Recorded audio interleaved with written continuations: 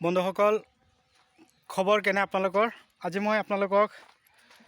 অইন নতুন ভিডিঅ' দিবলৈ গৈ আছোঁ আশা কৰোঁ আপোনালোকে মোৰ ভিডিঅ'খন আৰম্ভণিৰ পৰা শেষলৈকে নিশ্চয় চাব আপোনালোকে মোৰ ভিডিঅ' চালে আপোনালোকে নিশ্চয় গম পাব আজি মই আপোনালোকক তিতা কেৰেলাৰ খেতিৰ বিষয়ে আজি আকৌ পুনৰাই ভিডিঅ' দিবলৈ গৈ আছোঁ তো মোৰ ভিডিঅ'খন আপোনালোকে চালেহে গম পাব যে মই ভিডিঅ'ৰ মাজতে আপোনালোকে কি ক'বলৈ গৈ আছোঁ আজি মই আপোনালোকক দেখুৱাম গজব তিতা কেৰেলা কেনেকৈ কৰিব লাগে গজব আপোনালোকে নিশ্চয় নামটো কিজানি নতুন শুনা পালে আৰু যদি কোনোবাই কৰিছে তেনেহ'লে আপোনালোকক অশেষ ধন্যবাদ আজি মই আপোনালোকক গজব কেৰেলাৰ খেতিৰ বিষয়ে আলোচনা কৰিম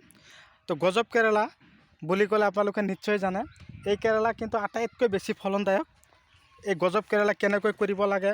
কি পদ্ধতিত কৰিলে আটাইতকৈ বেছি ফলন দিব তো আপোনালোকে নিশ্চয় চাই আছে গজব কেৰেলা এতিয়া গছৰ গুৰি ধৰি আছে আৰু এই খেতি কৰিবৰ কাৰণে কি পন্থা অৱলম্বন কৰিব লাগে সবিশেষ মই ক'বলৈ গৈ আছোঁ কিন্তু তাৰ আগতে আপোনালোকক মই এটা কথা কৈছোঁ আপোনালোকে যদি মোৰ চেনেলৰ নতুন হৈ আছে তেনেহ'লে মোৰ চেনেলখন ছাবস্ক্ৰাইব কৰি ল'ব আৰু কাষত থকা বেল আইকনখন অন কৰিব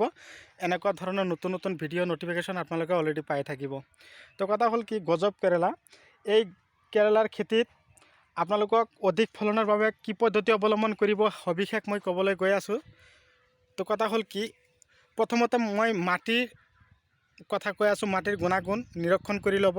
তাৰপিছত আপোনালোকে কি কৰিব লাগিব লগাব লাগিব কি পদ্ধতি অৱলম্বন কৰিব লগোৱাৰ পদ্ধতি মই অৱলম্বন কৰাৰ কথা কৈছোঁ এটা শাৰীৰ পৰা আৰু এটা শাৰীৰ দূৰত্ব ৰাখিব আপোনালোকে 3 ফুট নহ'লে 2 ফুট ইয়াৰ ওপৰত নিদিব আৰু শাৰীৰ পৰা শাৰীৰ দূৰত্ব ৰাখিব আপোনালোকে 3 ফুট নহ'লে 2 ফুট এনেকৈ ৰাখি আপোনালোকে এই গজব কেৰেলাৰ গছখিনি ৰুব লাগিব আৰু তাৰ লগতে কি কৰিব এই গজব কেৰেলাৰ খেতিত আপোনালোকে যিমান পাৰে গোবৰ সাৰটো অলপ বেছিকৈ দিব গোবৰ সাৰ বেছি দিয়াৰ লগে লগে কি হয় কেৰেলা খেতিত কেৰেলাৰ প্ৰডাকশ্যনটো দিনক দিনে বৃদ্ধি পায় তো কেৰেলাৰ খেতি গছখিনি আপোনালোকক যে যিখন ভিডিঅ' দেখুৱাই আছোঁ এইটো হ'ল ডিচেম্বৰ মাহত কৰা তিতা কেৰেলা ডিচেম্বৰ মাহত যদি আপোনালোকে গজব তিতা কেৰেলা কৰিব পাৰে তো আপোনালোকে চাব গছৰ ফলন বহুত ভাল হ'ব গজব তিতা কেৰেলা লগোৱাৰ প্ৰধান সময়টোৱে হ'ল ডিচেম্বৰ জানুৱাৰী ইয়াত ওপৰত আৰু সময় আপোনালোকে নিৰীক্ষণ নকৰিব ডিচেম্বৰ জানুৱাৰী এই দুটা মাহতে আপোনালোকে গজব তিতা কেৰেলা কৰিবৰ কাৰণে প্ৰস্তুতি ল'ব আৰু কথা হ'ল 2024 বৰ্ষৰ এই গজব কেৰেলা আপোনালোকক ভিডিঅ'টো দিয়া আছোঁ এই ভিডিঅ'টোৰ মাজেদি আপোনালোকে জানিব পাৰিছে যে এই গছৰ চেহেৰা আপোনালোকে নিশ্চয় চাই আছে গছৰ আগখিনি কিমান শকত হৈ আছে গছত উঠিবৰ কাৰণে প্ৰস্তুতি অলৰেডি চাঙত পাইছেগৈ তো এই কেৰেলা আপোনালোকে যদি ৰুব বুলি ভাবিছে বা এতিয়াও ৰুম বুলি ভাবিছে তেনেহ'লে কোনো কথা নাই এতিয়াও ৰুব পাৰে কথা হ'ল কি অকণমান ঢাল ছিজনত পৰি গ'ল তাৰ কাৰণে আপোনালোকে কি কৰিব লাগিব আগতীয়াকৈ পদ্ধতি অৱলম্বন কৰিব লাগিব এইটোৱে যাতে গছত বেছি ফলন হয় এয়া চাওক খেতিৰ মাজত কেনেকুৱা গোবৰ দিছে তাৰ লগতে আৰু কি কৰিছে জিকাও দিছে জিকা গছো আপোনালোকক মই দেখুৱাই আছোঁ এয়া চাওক গজব তিতা কেৰেলাৰ লগত জিকা গছ এনেকুৱা পদ্ধতি আপোনালোকে চাব পাৰিছে তো বন্ধুসকল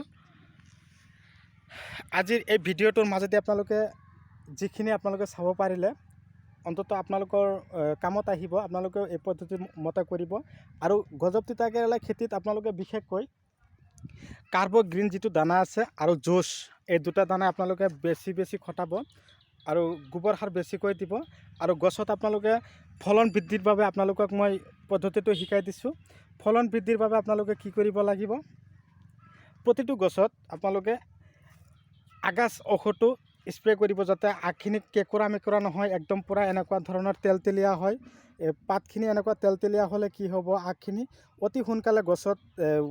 বগাবলৈ আৰম্ভ কৰিব চাঙত যেতিয়া বগাবলৈ আৰম্ভ কৰিব তেতিয়া চাব গছখিনিত তিতা কেৰেলাৰ প্ৰডাকশ্যনো দিনক দিনে বৃদ্ধি পাব তো কথা হ'ল কি এই খেতিত আপোনালোকে মাটিখিনি গজব তিতা কেৰেলা যিখিনি মাটিত আপোনালোকে কৰিব মাটিখিনি এঢলীয়া ওখ উৰ্বৰ হ'লে ভাল আৰু মাটিখিনি যাতে অলপ টান হৈ থাকে বেছি আকৌ উৰ্বৰ কৰি নাৰাখিব হেৰু অলপ কমকৈ মাৰিব পাৰিলে ওপৰে নিকানি কাম কৰিব নিকানি কাম অকণমান ওপৰে কৰিব কেতিয়া যেতিয়া আপোনালোকে গজব তিতা কেৰেলাৰ খেতিত আপোনালোকে কাৰ্বগ্ৰীণ জোছ এইবিলাক দানা সিঁচিব তেতিয়া আপোনালোকে নিকানি কাম কৰিব ওপৰে কেৱল ঘাঁহখিনি উঠাই দিব বেছি একেবাৰে তলফালে মাটিখিনি সোমাই দি ওপৰফালে নুঠাব। উঠালে কিন্তু গছখিনি ৰঙা হেতাও পৰা হোৱাৰ সম্ভাৱনা থাকে। আজি ৰাতিপুৱা এজন দাদাই মোক ফোন মাৰি কৈছিল যে দাদা মই খেতি এনেকৈ মাটি অলপ উৰ্বৰ বেছি কৰিছোঁ, তাৰ কাৰণে গছখিনি ৰঙা হেতা পৰা হৈ গৈছে, তাৰ কাৰণে মই কি পন্থা অৱলম্বন কৰিব লাগে। আৰু এটা কথা কৈছোঁ মানে কি পন্থাটো মানে কি মাটি আপুনি কি কৰিব লাগিব, আপোনালোকে পানীখিনি দি একদম পূৰা জমা একদম পূৰা মাটিখিনি বহাই দিব লাগিব, যাতে মাটিখিনি বেছি এটা উৰ্বৰ হৈ নাথাকে। আৰু এটা কথা কি হ'ল, তিতাকেৰেলা গছখিনিত এইবিলাক চাওক আপোনালোকে এইখিনি কাটিং কৰি দিব লাগিব। এইবিলাক আপোনালোকে চাব পাৰিছে যে এই গছখিনিৰ এই এনেকুৱা যে আগখিনি ওলাইছে, এইবিলাক কাটি কাটি শেষ কৰি দিব লাগিব। এইবিলাক কাটি নহ'লে গছখিনি উঠোতে অলপ বাধা পায়, তাৰ কাৰণে আপোনালোকে তলত থকা যিখিনি আগ ওলায় সেইবিলাক কাটি কাটি দিব। কাটি দিলে গছখিনি অতি সোনকালে গছ গৈ চাঙত পাবগৈ। তো কথা হ'ল কি, আজিৰ এই ভিডিঅ' আপোনালোকক দিয়াৰ মূল উদ্দেশ্য হ'ল এইটোৱে যে আপোনালোকে যাতে এনেকুৱা ধৰণৰ গজব তিতাকেৰেলা কৰিব পাৰে। গজব তিতাকেৰেলাৰ কিন্তু আটাইতকৈ ফলন বেছি, আৰু এই গজব তিতাকেৰেলা আপোনালোকে 45 দিনৰ ভিতৰত আপোনালোকে অলৰেডি বিক্ৰী কৰিব পাৰিব। গছৰ গুৰিৰ পৰা আৰম্ভ হয় ধৰিবৰ কাৰণে। তাৰপিছত আৰু বেলেগ বেলেগ তিতাকেৰেলাও আছে, যেনেকুৱা ঝুমকা তিতাকেৰেলা আছে, তাৰ লগতে US 13-15 13-15 বুলি কয়, তাৰ লগত আছে 6 নম্বৰ কেৰেলা। কিন্তু আটাইতকৈ ফলন দিব পৰা তিতাকেৰেলাই হ'ল কি এই গজব। তাৰ লগতে আছে ৰচুন তিতাকেৰেলা, মই নিজেও কৰিছোঁ ৰচুন তিতাকেৰেলাটো তাৰমানে দেখাত বহুত ভাল, বজাৰত ইয়াৰ চাহিদাও ভাল, গজব তিতাকেৰেলাৰ নিচিনাই হয়। কিন্তু গছখিনি কি হয় অতি সোনকালে বিক্ৰী কৰা শেষ হৈ যায়। গছখিনি অতি সোনকালে তাৰমানে গজব তিতাকেৰেলাৰ মৰি যায়। তাৰমানে অলপকৈ তিয়হ যেনেকুৱা আপোনালোকে খেতি কৰে তেনেকুৱাই। মোটামুটি কথা হ'ল 3 মাহ বিক্ৰী কৰাৰ পিছত আৰু গছ জীয়াই নাথাকে এই গজব। কিন্তু এই ৰচুন আছে, তাৰপিছত 13-15 তিতাকেৰেলা যিবিলাক আছে, এইবিলাক মোটামুটি কথা হ'ল আপোনালোকে 5 পৰা 6 মাহ বিক্ৰী কৰিব পাৰিব যদি আপোনালোকে ভালদৰে যতন কৰে। তো বন্ধুসকল, মোৰ ভিডিঅ' চাই কেনে লাগিল মোক কমেণ্টত জনাব। আৰু এই ভিডিঅ'টোৰ মাজেদি আপোনালোকক যিখিনি কথা মই ভাল উপদেশ দিছোঁ আপোনালোকে যদি কৰে তো চাব পাৰিব। এই ভিডিঅ' আপোনালোকে অন্ততঃ লাভান্বিত হ'ব পাৰিব বুলি মই আশা ৰাখিলোঁ। তো কথা হ'ল মই আৰু বেছি দেৰি নকৰোঁ, মই আজি আপোনালোকৰ মাজৰ পৰা বিদায় ল'ম। তাৰ আগতে আপোনালোকক কৈছোঁ যে তিতাকেৰেলা যিকোনো তিতাকেৰেলাই হওক, আপোনালোকক যিকেইটা নাম কৈ দিলোঁ বিধানৰ, যিকোনো এটা বিধান আপোনালোকে ৰুইছে বা গছখিনি বগাই গৈ আছে, চাঙত উঠিছে বা চাঙত উঠিব তেনেকুৱা হৈছে, তাৰ আগতে আপোনালোকে গছত যাতে উৰণীয়া পোক নবহে, উৰণীয়া পোকে যাতে বাহ নলয় খেতি, তাৰ কাৰণে আপোনালোকে বিশেষকৈ ইকা, একতাৰা, আগাছ, তাৰ লগতে এইবিলাক ঔষধ আপোনালোকে বিশেষকৈ খটাব। আৰু তিতাকেৰেলা গছৰ প্ৰধান ঔষধটোৱে হ'ল কি কেনেকুৱা পানীয় জাতীয় ঔষধ আপোনালোকে তিতাকেৰেলাত নখটাব, যে গুড়া থকা ঔষধ আপোনালোকে তাৰমানে পানীত নথকা ঔষধ, পেকেট থকা ঔষধখিনি আপোনালোকে তিতাকেৰেলা গছবিলাকত খটাব। তাৰ কাৰণ হ'ল কি জানে, পেকেটৰ ঔষধ তিতাকেৰেলাত দিলে গছত আৰু কোনো ধৰণৰ হেতাও পৰা ৰঙা হালধীয়া এনেকুৱা নহয়। বন্ধুসকল, আপোনালোকে নিশ্চয় জানিব পাৰিছে। তো কথা হ'ল কি আপোনালোকে মিনিমাম 15-20 দিন পিছে পিছে যদি খৰাং বতৰ আপোনালোকে পানীৰ ব্যৱস্থা ল'ব। পানীৰ ব্যৱস্থা বেছিকৈ ল'লে কি হয় গছখিনি অতি সোনকালে বৃদ্ধি হ'ব। এতিয়া আকৌ ধৰক অলৰেডি ফেব্ৰুৱাৰী মাহ চলি আছে, ফেব্ৰুৱাৰী মাহত অলৰেডি কি হয়,